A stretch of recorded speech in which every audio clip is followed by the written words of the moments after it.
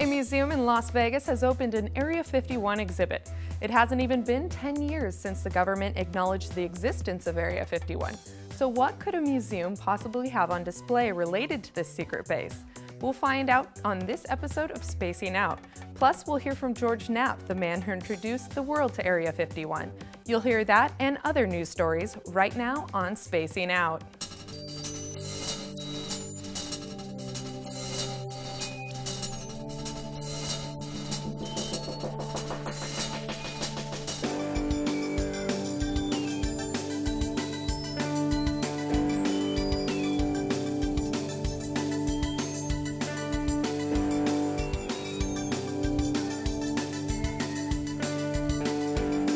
Greetings everyone, and thank you for joining us for the premiere episode of Spacing Out. I'm Jason McClellan. And I'm Maureen Ellsbury. And we're excited to be spacing out with all of you today.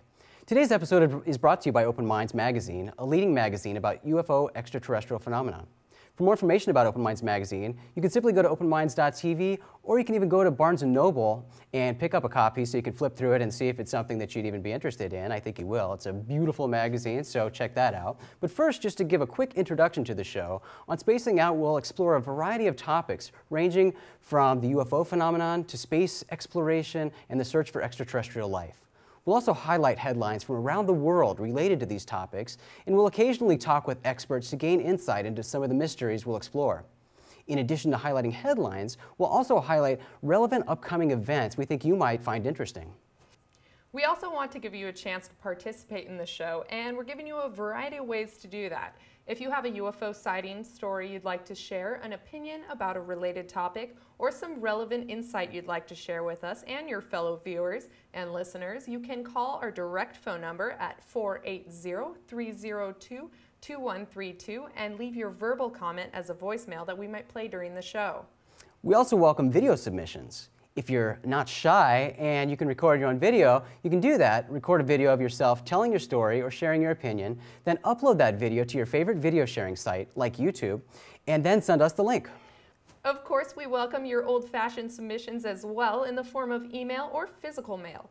Our email address is missioncontrol@spacingout.tv, and our mailing address is Spacing Out, care of Open Minds, at 3116 South Mill Avenue, number 153, Tempe, Arizona 85282. And no matter which option you choose, don't forget to include your name so we can credit you on the show. But please keep your stories, comments, and brainy knowledge to 2 minutes or less, because it is a relatively short show. We'd like to include as many as we can. But now it's time for some UFO headlines. This year's San Diego County Fair will have an extraterrestrial theme. According to the press release issued on April 19th, the title of the 2012 San Diego County Fair is Out of This World. As the name suggests, fair organizers promise an out-of-this-world experience featuring man's fascination with the world of outer space and the wonder of the universe, as well as the fun and imaginative world of science fiction. But the extraterrestrial theme goes far beyond space exploration and science fiction. In addition to displays highlighting various NASA projects, the fair will also reportedly feature UFOs. The press release states, "Open your mind to UFOs. The most notable events of ufology are on display, including Roswell, the mystery of Area 51, and more." An area dubbed Area 50 Fun allows visitors to enter the realm of science fiction, UFOs, and other events of life beyond Earth. And it features a mock-up of a UFO crash and exploring mystery of crop circles and looking into the Mayan calendar and the 2012 predictions. But the 2012 San Diego County Fair opens June 8th and runs for 24 days. But make sure you check before you go, because the fair is closed Mondays except for July 2nd, so be aware of that. But for more information, you can visit the fair's extraterrestrial heavy website at sdfair.com. And I know you checked out this website, and all of you should check it out too, sdfair.com, because it's not just like some sort of, it's not very light on the extraterrestrial. They're going all out, and they have a UFO that's abducting cows and humans and stuff on it. They have little gray extraterrestrial logos, a whole space background. I mean, they're pushing this really hard. It sounds like it's going to be really interactive for everyone to go, and NASA, learning areas and all sorts of neat stuff that I definitely want to check out. From what I understand, they're going to have, I mean, the whole fair has this extraterrestrial theme, but there are two exhibits really that have this theme. They're separate exhibits. One is actually the same title as the fair, it's Out of This World, and the other is their Area 50 Fun that we talked about. And Out of This World, I think, focuses more on the science of space, right, whereas the Area 50 Fun, that's where you're going to find the UFOs and more of the extraterrestrial stuff, but there's also extraterrestrial stuff in the science area. Right. So it sounds interesting, and they're really pushing the whole extraterrestrial theme a lot. So it'll be an interesting event, and I think we're going to check that out. It sounds like a lot of fun. And then a lot of rides crammed in the mix of all of this out of this world stuff there's as well. Always rides crammed in. Right. A Connecticut state trooper recently called dispatchers to report a UFO that fell from the sky. The Boston Herald reported that the trooper was in Warren, Connecticut when he saw an object fall from the sky. The trooper estimated that this object landed near Bantam or Morristown, approximately 14 miles from where the trooper was when he saw the UFO. A second witness may have witnessed the same UFO. According to NBC Connecticut, a person driving in Litchfield, Connecticut at approximately 2 a.m. on Tuesday, April 10th, reported seeing a green glowing object the size of a whale falling from the sky and crashing into Bantam Lake. Local firefighters reportedly searched Bantam Lake by boat looking for evidence of a possible plane crash, but after finding no debris, the search was called off. Shortly after this incident, some websites reported incidents of dead fish being found at the lake. But Dennis Shane with the State Department of Energy and Environmental Protection said reports of dead fish were received as early as March 21st, and that was weeks before the actual UFO sighting took place. According to the Litchfield County Times, Shane explained, "What we're seeing here is what appears to be typical phenomenon in a water body such as a lake, exacerbated some by the weather we've been having. The warm weather depletes the oxygen in the water." He went on to explain that the dead fish have mostly been sunfish, and if a meteorite had crashed into the water, there would have been a variety of species quickly affected and not just the sunfish. A former president of Bantam Lake Protective Association was reportedly inundated with emails from people wanting to know just what crashed into the lake. He lobbied Connecticut officials and legislators to investigate the incident. State Senator Andrew Rohrabaugh responded, "To the best of my knowledge, there are not any ongoing efforts to retrieve whatever it was, and my hope is that this summer scuba divers will take an active interest in trying to solve this mystery." Some suspect the object was a meteorite, but for now, it still remains unidentified. It's interesting how, the search was called off pretty fast, and there's been a lot of media response to this story, and a lot of, sort of private investigative groups looking into it, but they haven't been able to determine anything. Right, and they've been following it week by week, and I'm actually surprised that a team of scuba divers, even, private parties interested, haven't gone down and started to explore this. I'm not really sure why they'd be waiting for summer if there's still ice on the lake or I don't know. That'd be interesting why they haven't done that, because I know there are plenty of independent groups out there who would love to check this out.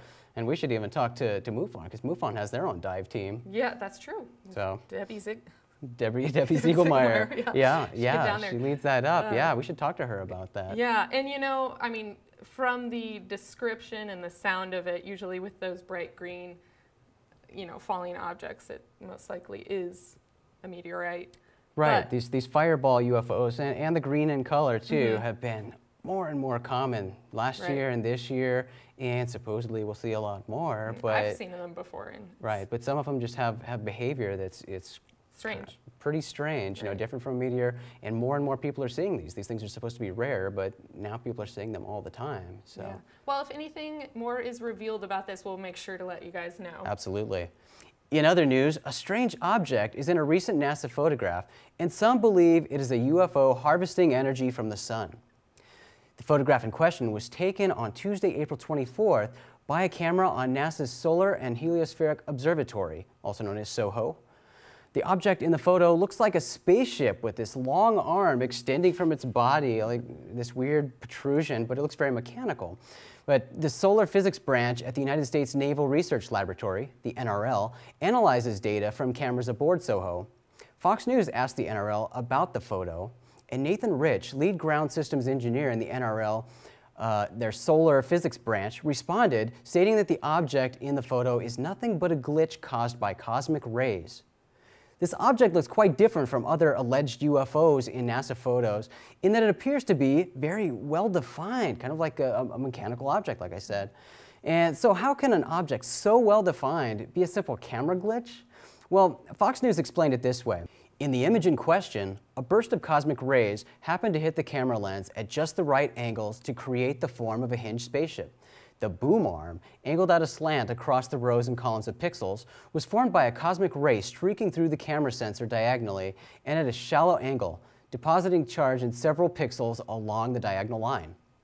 According to Life's Little Mysteries, Rich surprisingly added, the streaks in question are consistent with energetic particles, protons, impacting on the CCD, something which is apparent in just about every image. With these glitches appearing in just about every image, it's surprising that there aren't substantially more claims of UFOs in NASA photos. I mean, there are plenty already, but it's surprising there aren't more if they're in every photo. Right. But, you know, guess we've got to give credit to Rich here, because this is what he does for a living. Right. He analyzes these photos, and there are a lot of them. So, I mean, going off of his expertise and what he says, taking him at his word, he probably knows what he's talking about. Yeah, in this case. You know, it really is a weird image. It's, you know, when you look at it from what's been shown in these stories about it. But, you know, we watched the raw video data of it, and it's a lot less pronounced, I guess you could say, because the shape is really weird in some of it, but I mean, you could easily see there's tons of stuff flying by different directions of space debris and whatever else is being caught on this camera. And so I could see, you know, that you would get some odd sort of glitches. And yeah, you're right. I mean, this is definitely a different looking object, if you want to call it an object, than we see. I mean, we look at a lot of UFO photos and videos, weird things in the sky, weird things in space. And, you know, this is definitely a different object than we're used to seeing, because it does have this defined shape, and it looks like it has a boom arm, as they describe, sticking out. But, yeah, when you do watch the raw footage, just everywhere you'll see glitches and long streaks across several pixels, and so it's difficult to tell. But you know, according to Rich, this happens a lot in the photos, in NASA space photos. So I think that the whole idea of UFOs harvesting energy from the sun has been kind of popular this year. I mean, it really has. We just saw another story about this a few months ago. I think it was, that went big, where there was prominence occurring from solar flares, and people thought that also UFO was, you know, stealing energy from the sun at that point. Right, as well. Because one of the photos of one of the flares, it looked like there was this outline of a ship or something. But yeah, so lots of weird things in photos, and I'm not in space, so space is a mystery. I can't speak absolute about that, but we do see a lot of weird things, and it is a mystery. You know, obviously nobody went up there and explored for themselves to find out if there was a ship or not. Right. But going off the experts' opinions, camera glitch. Camera glitch. A Boeing 737 crashed in Pakistan on Friday, April 20th. The cause of the crash is currently unknown, but there are unconfirmed reports that the pilot reported being buzzed by a UFO before the plane went down. And according to the Daily Mail, a Russian news report on the crash incorporates footage of 3 mysterious lights moving in formation, leading to speculation in the UFO community that blame for the tragic accident may lie with an extraterrestrial craft. The official theory for the cause of the crash is that the jet fuel tanks exploded midair during a heavy thunderstorm, killing all 127 people on board. But the crash is still being investigated. And this is kind of interesting, because the pilot reported that he was going to have an emergency landing, and then they noticed he was on track to land, but then he dropped, I think it was 200 or 500 feet suddenly, and then still going, like his full throttle too. Right, and it's not accounted for, and then another 50 feet or so before the tanks actually exploded. And this is after he announced he was going to have to make this emergency landing. And then those unconfirmed reports about possibly having called into the tower to report the UFO buzzing him. Right. It'd be interesting to find out, you know, if there's any more information that could possibly substantiate that, because that's huge. And hopefully they have recovered the flight logs. So hopefully once they release that, they'll be able to confirm whether he actually announced this UFO buzzing him or not, and whether it was those 3 lights in formation. And so we'll see. Right now, I mean, they're still doing their investigation, but what they're mainly blaming it on right now, it seems, is the age of the plane. Right. This is, 32 years old, yeah, it's 30 plus years old. So they're saying that possibly with the age of the plane, paired with lightning and the crazy storm that was going on, that the plane probably just, the weather destroyed it. Well, but that's the story they're going with and what they're trying to push right now. Hopefully they follow the evidence and, and actually report what they find. There's a lot of unanswered questions at this point, and it's a sad story, but if we have any updates, we'll make sure to let everyone know for sure. Yep. Area 51. The name conjures images of top-secret government projects involving UFOs and extraterrestrials, but perhaps something better to associate with Area 51 is the word mystery. Very little is known about this top-secret base, located approximately 80 miles north of Las Vegas, Nevada. The United States government didn't even acknowledge its existence until 2003. Stories exist from various sources claiming the presence of extraterrestrials at Area 51, from bodies recovered at UFO crash sites to extraterrestrials working at the base. There are also stories about extraterrestrial spacecraft being brought to the base with the goal of reverse engineering alien technology for our own use. So, are these stories just myths, or did they really happen? That is the question being asked at a new exhibit in the National Atomic Testing Museum in Las Vegas, appropriately titled Area 51, Myth or Reality? This really is an exhibit that isn't myth, isn't reality, what we know. And taking it from that point, letting the viewers start to think about the questions the exhibit will not necessarily answer, but make you think about. The exhibit Green is talking about resides in the National Atomic Testing Museum in Las Vegas, Nevada. As curator of the museum, Green felt a passion and a sense of responsibility in how the exhibit was to be represented. On a recent trip to Las Vegas, I was able to sit down with Green and Alan Palmer, executive director of the museum, and get the inside story on how this all came about. What I really hope is that people look at this as a serious history, and they look at the myths of Area 51 and they start to think in terms of how do we find out what is true and what is not. The exhibit's inception goes back to 2004, when former Area 51 workers met at the museum and informed curator Karen Green that they were looking for a place to tell their stories of recently declassified activities at Area 51. Green worked for more than 3 years with biodynamics designer Brian Wignall on both the overall look and feel of the exhibits and the video content included in the exhibit. I flew fighters in both the Air Force and the Navy, and a little bit out at Area 51. Alan Palmer was also a fighter pilot of the United States Air Force. His career in the military and aviation led him to hold a senior management position with the San Diego Aerospace Museum, one of the top 5 aviation and space museums in the country. When the government wanted to start testing the U-2 spy plane, they looked around and found this area inside that whole big area of the test site and what we call the Nellis Ranges. It's about 1,400 square miles. They found Groom Lake, which was perfect. It was a big dry lake bed. It had no access to it. It was surrounded by mountains on many sides, and so it was away from prying eyes at a time when we needed to establish a very secret, dark program of doing spy plane development. On Wednesday, March 21st, I traveled to Las Vegas for a special media preview of this exhibit. During my Southwest Airlines flight from Phoenix, a statistic in the In-Flight magazine caught my attention. Citing a Reuters Ipsos poll, the magazine stated that nearly a quarter of the U.S. population believes that extraterrestrials not only exist, but are present here on Earth.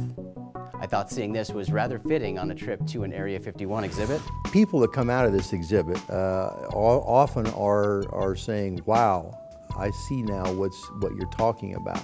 And without giving away the whole scope of the purpose of that exhibit, it really is a lot about ambiguity.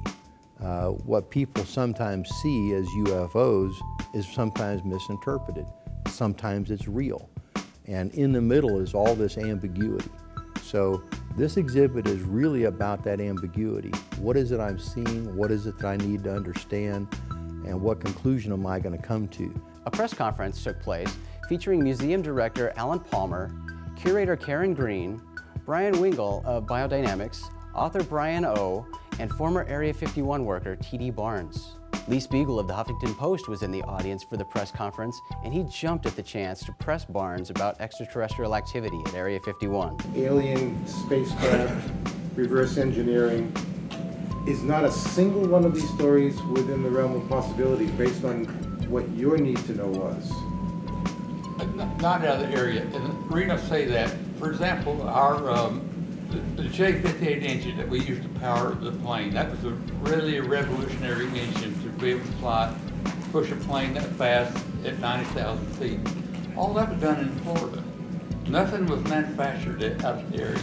The museum does a good job building suspense, as visitors are required to wait for clearance before entering the exhibit. The presence of men in black and long, dark halls create a mysterious atmosphere. Much to my surprise, many elements within the exhibit are UFO extraterrestrial related, including installations highlighting the search for extraterrestrial life. And perhaps most interesting is the display labeled Authentic Alien Artifact, which contains material recovered from an alleged 1986 UFO crash in Russia, simply referred to as the Russian Roswell. These samples were provided to the museum by Emmy Award-winning journalist George Knapp. I was surprised to see a claim as bold as Authentic Alien Artifact in a Smithsonian-affiliated museum. We wanted to structure this exhibit to have first-hand stories from people. It's real easy to put something out there that's in the press or it's been written about, not all of which is true, and it's even worse, as you know, when we get the internet sometimes. We wanted to base this on first-hand accounts of the people who were actually there. And this is their story. This is their view of what happened. Of course, the exhibit also takes visitors through some of the official declassified projects that took place at Area 51, like the Oxcart program that involved the development of the A-12 spy plane, which later became the SR-71 Blackbird. The exhibit features a model of this plane, as well as other planes that were tested at the secret base. It's really just like making a spaceship. That's what they had to do out there. They had to develop technology that was beyond anything we already had. They had to develop a way to spy on the Soviets to see what they're doing with their weapons development. That all had to occur with brand new technology that had never been seen before. So in some ways, it's like making a spaceship. And that may be part of the reason why people felt there was something dark and sinister going on out there with spacecraft. Well, we were making spacecraft. Green hopes that visitors to the Area 51 exhibit leave thinking seriously about the reality of the most secret place in America and how it added to our national security. She also hopes the exhibit causes visitors to think seriously about the myths surrounding Area 51 and the need for scientific inquiry into those myths. Actually, the exhibit is going to be expanded. I've already added a few new artifacts. I'm going to be adding artifacts throughout the year. I have a number of things coming in from various people who worked at Area 51 or people who are associated with the myth of Area 51. So this will be an evolving exhibit. To encourage visitors, the museum plans to host special events throughout the year. Two notable events currently on the calendar are May 17th, a special lecture and book signing by John Alexander, and September 22nd, Military Men Who Believe in UFOs. You can find more information about the Area 51 exhibit on the National Atomic Testing Museum's website at www.nationalatomictestingmuseum.org. Maureen and I attended George Knapp's recent presentation at the National Atomic Testing Museum. As someone who was and still is personally involved with the Area 51 story, Knapp worked with the museum when they were in the process of assembling the Area 51 exhibit. And I was talking with Alan and Karen and Brian as they were planning on putting together the Area 51 exhibit downstairs. Hope you've all seen it by now. It's a lot of fun. And as they were we were going through my boxes of old stuff. And I'm telling them stories or asking questions about how I got started down this path. I would tell them what it was like back in those days and how I got hooked on the story and how I met Bob Lazar. And they seemed fascinated with those behind-the-scenes stories of how those things went down back in those days, why I would essentially put my career and my credibility at risk to chase something seemingly so crazy and ridiculous, how I could still be looking at this subject so many years later. And so I shared with them some of the backstory and the details on how I became interested, what was going on behind the scenes, the price that everyone associated with this has paid over the years, and how my views on some of the larger issues involved have evolved over the years. And they seemed to think some of those stories were interesting, so they asked me to share them with you tonight in some sort of a public forum. George Knapp is the journalist credited with breaking the very first story about Area 51, and a man named Bob Lazar, who claims to have worked at Area 51, reverse engineering alien spacecraft. And while various topics were presented during his talk, the main focus was really about Knapp's personal involvement with the story of Area 51 and how it ignited his interest in UFOs. Back when we started talking about flying saucers, you'll recall the government did not acknowledge that the base even existed. There was a time back when they first set up the facility that the government put out a little notice that sent to Channel 8 and other media people, says, we're going to build this little facility out here in the desert at a place called Watertown. Don't worry, it's a temporary thing, it'll go away, and don't pay any attention to it, kind of a thing. And that's what they acknowledged. And then some years later, you know, you can look at a map of the Nevada test site, and there's Area 15, there's Area 12, and there's this box over here outside the test site itself, but it was called Area 51, and it was on the maps. And all of a sudden it disappeared. You know, it went away. And in the years when I first started working on the story, the government would not acknowledge that it existed. Now I've got Russian satellite photos that I obtained. I can see pictures of it. I had a guy named John Lear who walked right up to the gate in years past who showed me close-up photos of it. I talked to people who worked out there. You could climb up a hill and look at the damn thing, and yet our government would say it didn't exist. Back in those days, though, outside of Nevada, other than people who had worked there or were in the military, few people anywhere had heard of the place. You didn't know the name Area 51. It was spoken about in whispers. Now, however, it is known in every corner of the world. It's known everywhere. In fact, I'm going to show you a little clip here in a second. And it wouldn't have happened without these stories that we did about Bob Lazar and Area 51. So what was it that was so explosive in this 1989 interview with Lazar that made George Knapp pursue the Area 51 story? Bob Lazar on and did like a 5-minute interview, and in which he told this story, this crazy story, about working at a place called S4, Papoose Lake, south of Groom Lake, within the Area 51 complex, 9 flying saucers out there in hangars built in to be disguised like the side of a mountain, alien in origin. They all look different, as if we got the variety pack.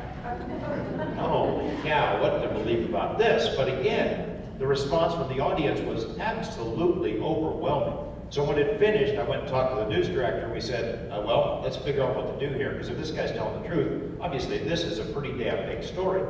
And as crazy as it might sound, let's do some work and find out if there's anything to it, and we'll do some reporting on it. We talked to Bob Lazar, we put him through paces, Stodall and I, asking him questions about his background, and he seemed like a humble, intelligent, sincere guy. We left the meeting and said, you know what, let's give this a go here. We recognize there are risks to our professional credibility and standing. We decided we would be careful, maybe do a couple of parts, a couple of minutes a night. That instead of a couple of parts over a couple of nights, it became 10 minutes a night over 2 weeks. And it was the highest rated series we ever aired. Bob Lazar isn't the only witness who spoke with Knapp regarding extraterrestrial affairs at Area 51. A lot of other people came forward with information that I met with, people who had varying degrees of experience out there in 51, but some of whom's background I could confirm, some of them I could not.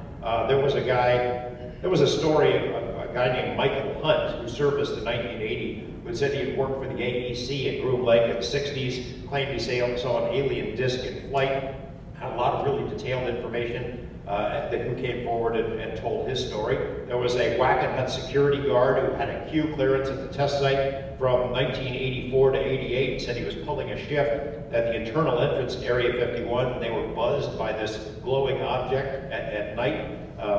There was a Las Vegas attorney who served in the military in the 70s, says he witnessed a disc-shaped craft land outside of Area 51, seemed to be in some kind of mechanical difficulty. He was subjected to several days of tough questioning after seeing this thing and told that he didn't in fact see it. There was a golf pro from Nellis Air Force Base who, like the tax guy, had struck up conversations and friendships with these Nellis Air Force guys and went on these outer road trips. He said they were out of town watching a TV special about Roswell, and these guys started telling him the story.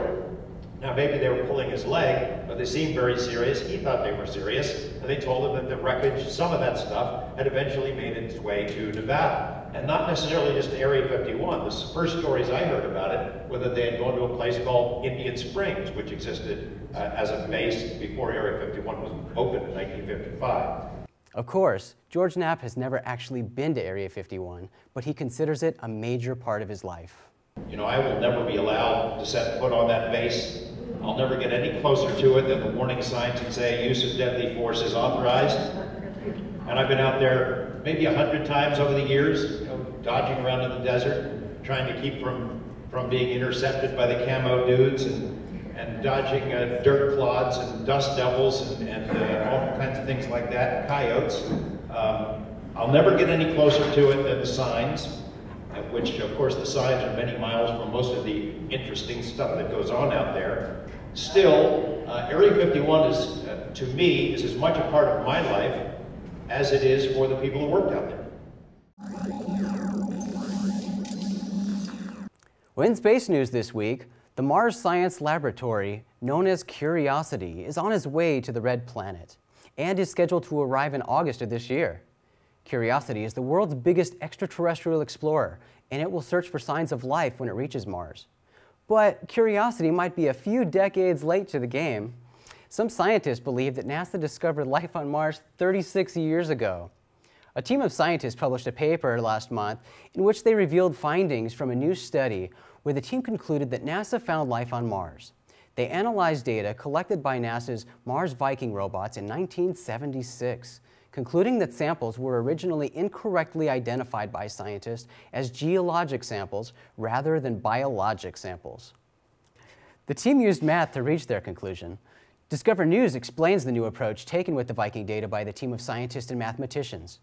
Researchers distilled the Viking-labeled release data, provided as hard copies by the original researchers, into sets of numbers and analyzed the results for complexity.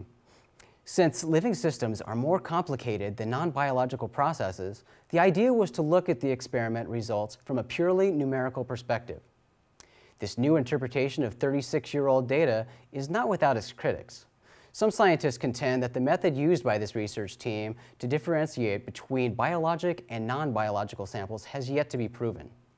Regardless, though, neuropharmacologist and biologist Joseph Miller from the University of Southern California's Keck School of Medicine, who is a member of the research team, told Discovery News, "On the basis of what we've done so far, I'd say I'm 99% sure there's life there."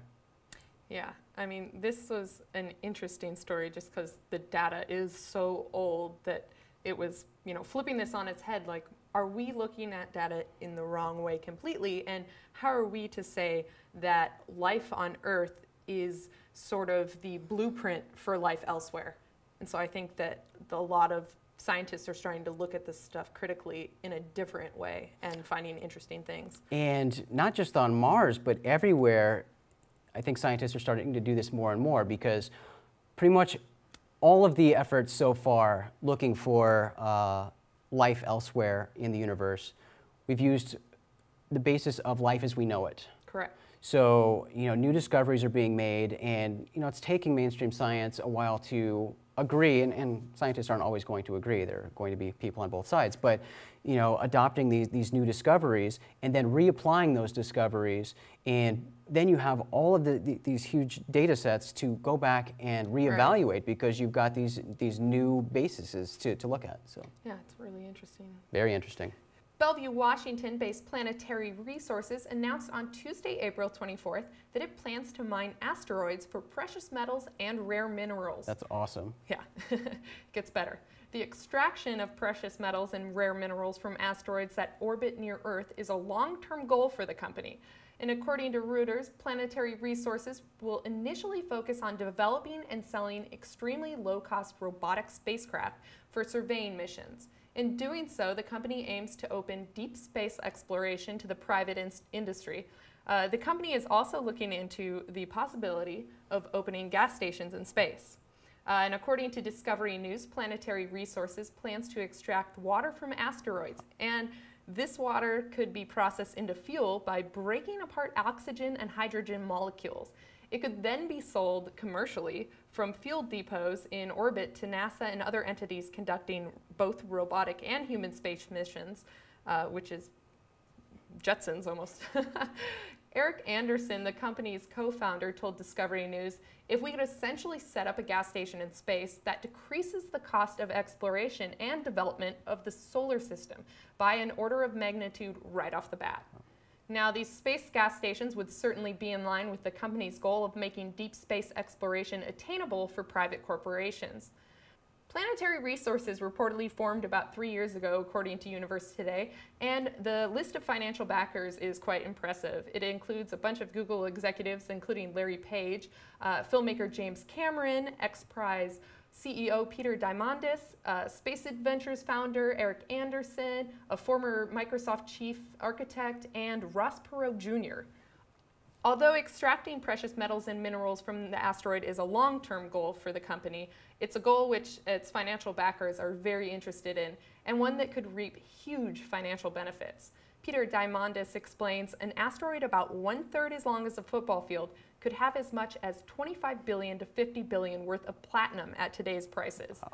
The company must first develop the technology necessary to execute any of their plans, which company co-founders Peter Diamandis and Eric Anderson hope to have a demonstration mission in orbit around Earth within the next 2 years. That's pretty incredible. This was huge news, and everybody's talking about it. And I mean, you and I have shared the opinion that, you know, with everything that's going on right now, this year especially, and then going forward more and more with the progressive years, space, anything related to space is just exploding. Right. There's so much more interest in it, and the expansion into the private sector is really going to open up lots of ideas like this. And well, I mean, I think it's a cool idea to mine these asteroids, and you know, they've got so many resources apparently.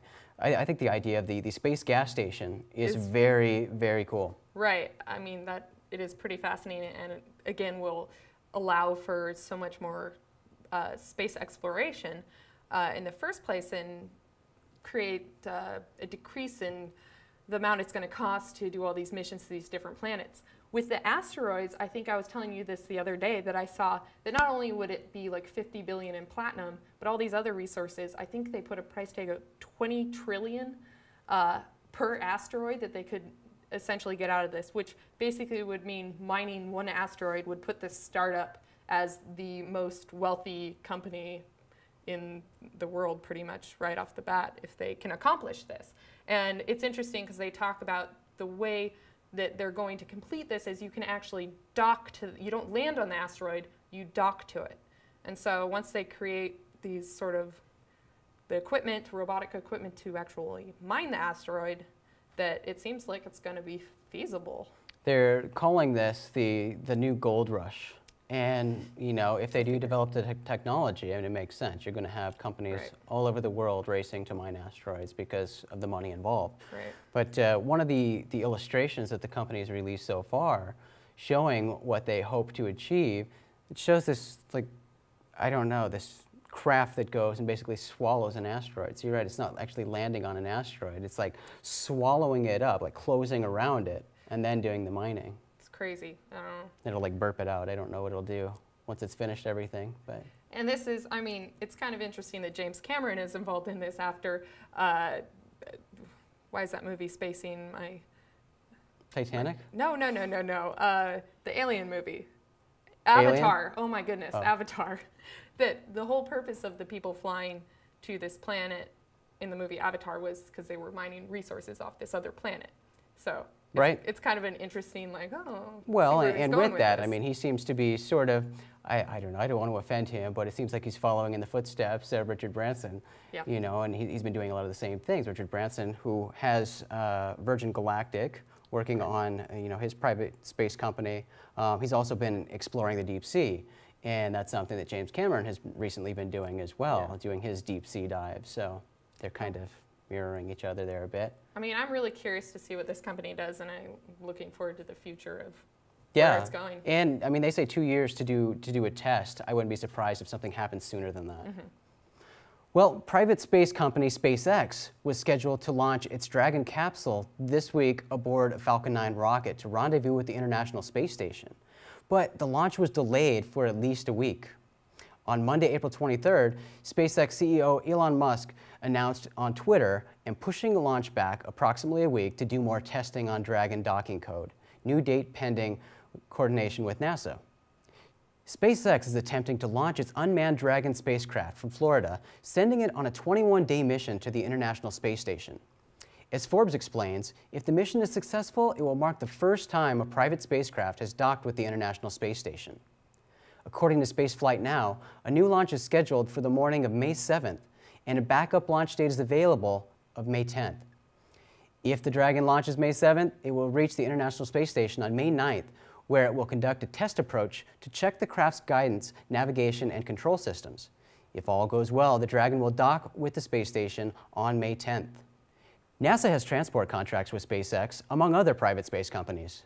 Space.com explains, SpaceX is developing Dragon and Falcon 9 to carry cargo under NASA's Commercial Orbital Transportation Service, the COTS program, which aims to use commercial space taxis to replace the supply delivery services of the retired space shuttles. The Dragon capsule is designed to carry humans, and manned flights to the ISS with the Dragon capsule are estimated to begin in 3 years. But Musk and SpaceX have their sights set higher than the ISS. Musk has repeatedly stated his interest in going to Mars. In a recent interview with Forbes, Musk explained, "I'm okay with going to the moon, but we've seen that movie before, and remakes are never as good. It would be more significant to have a base on the moon rather than just going back." The recent launch delay is unfortunate, but it's only a minor setback for a visionary company leading the private space charge.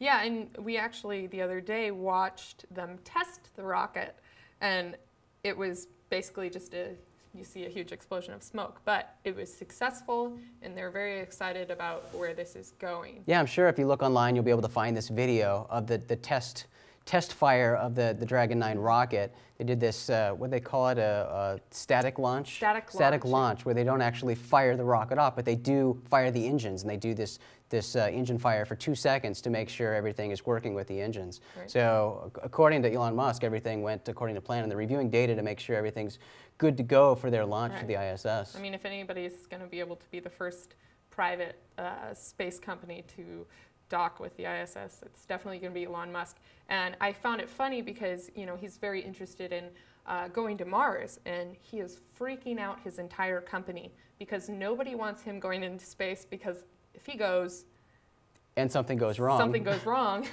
the company's they're especially freaking out because he wants to be on the first flight too. Right, exactly. So we'll see if he gets away with that or not. Yeah.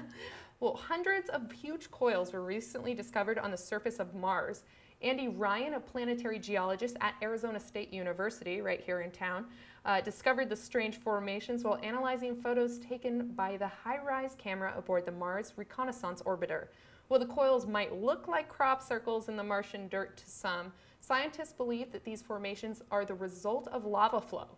Now, lava coils are visible on Earth in areas with relatively recent lava flow like Hawaii. You'll see that a lot.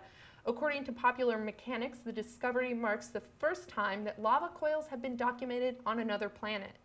The recent findings were published in the science journal Science Magazine and document 269 spiral coils ranging from approximately 16 feet to nearly 100 feet wide. Wow. Yeah, it's pretty crazy. And I know you had an article recently that was talking about the life in lava tubes on Mars. Yeah, right? Lava tubes potentially being a place where life could thrive because, you know, it's hidden from the elements, from the radiation. There's possibly water below the surface. So, you know, the presence of lava, the evidence of presence of lava is a good indication that there could be good places for life too. Exactly. So the lava tubes are the new place that they're going to need to start exploring for finding life on Mars. But with HiRISE and all these various things, and then the Mars Reconnaissance orbiter, you know, Curiosity arriving later this year, I mean, we're still finding out so much about these planets that, you know, seem like old news to us. We're still, you know, barely finding out even about the moon. Right. So it's crazy with all these various programs, and Curiosity hasn't even reached Mars yet, and just this week they announced that they're working on another craft to send to Mars that's going to be an orbiter to observe from orbit. But correct. Well, be interesting to see what they come up with. Absolutely. As we mentioned at the start of the show, in every episode of Spacing Out, we'll be highlighting interesting upcoming events like these. The 2012 Women's UFO Symposium. The first annual Women's UFO Symposium will be held May 19th through the 20th at the Somerville County Expo Center in Glen Rose, Texas. The event, created by UFO researcher and journalist Paola Harris, will feature women in UFO research, documentation, and related information. Both men and women are invited to attend. Find out more at starworksusa.com. The 13th Annual UFO Festival in McMinnville, Oregon will take place May 18th and 19th. The UFO Festival explores and celebrates the possibilities of life beyond Earth. Skeptics and believers alike are invited to join the festival, featuring UFO speakers, a costume parade, live music, kids' activities, and more. Find out more at ufofest.com. Space Fest 4 will be held May 30th through June 3rd in Tucson, Arizona at the Star Pass Resort.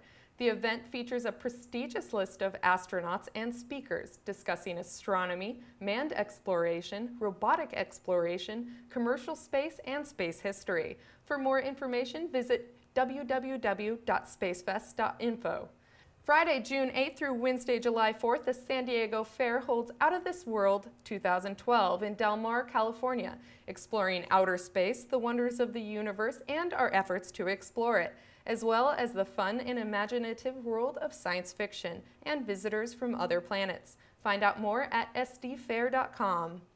Presented by the SETI Institute, SETICon 2 will run June 22nd through the 24th in Santa Clara, California, and features an impressive lineup of speakers, including diverse and distinguished scientists, astronomers, astronauts, artists, authors, and actors who have made an impact in the world of real and imagined science.